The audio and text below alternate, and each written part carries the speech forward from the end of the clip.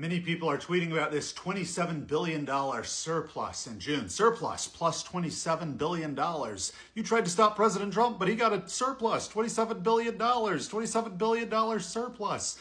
Budget surplus. You get the idea. Did Trump's tariffs really produce a $27 billion surplus for the month of June? I can see why you'd think so. According to the monthly Treasury statements, there was a $27 billion surplus in the month of June, and customs duties, where Trump's tariffs come in as revenue, as receipts, is $27 billion. So it's logical to see how those two things line up. I notice this is not to scale.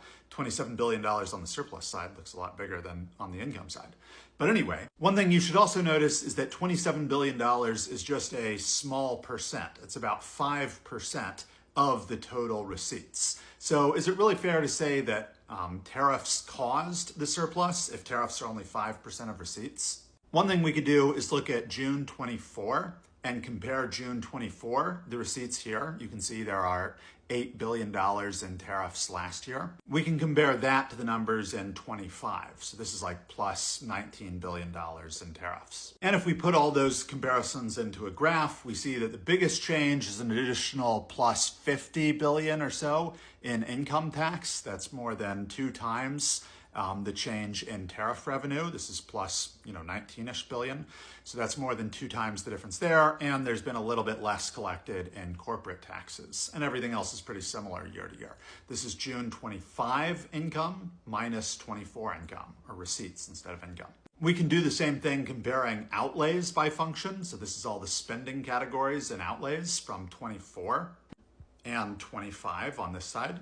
And when we do that, we see that almost all the categories are slightly up, less than $10 billion increased spending, except for education, which is minus $79 billion in spending on education. You can see June 24, education was our second largest spending category, $90 billion.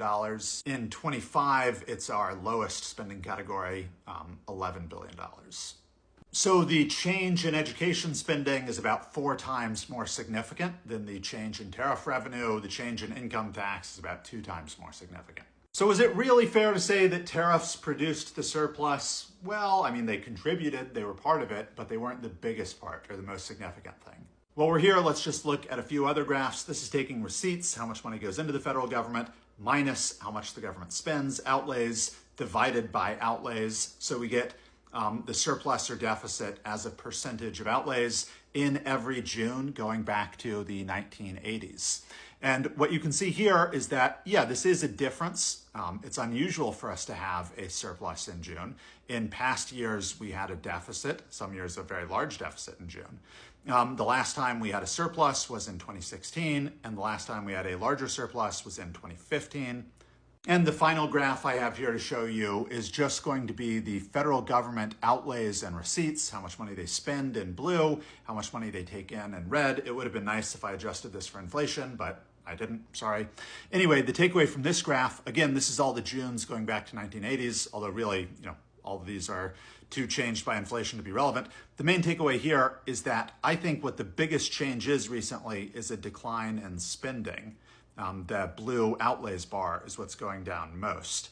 And then the red revenue bar or receipts bar is increasing, but it's increasing relatively small compared to the decrease in the blue outlays, which matches what we saw with the education spending. We're spending a lot less in education, and that's going to contribute much more than the tariffs to the budget surplus in June, which does exist. Thanks for your time.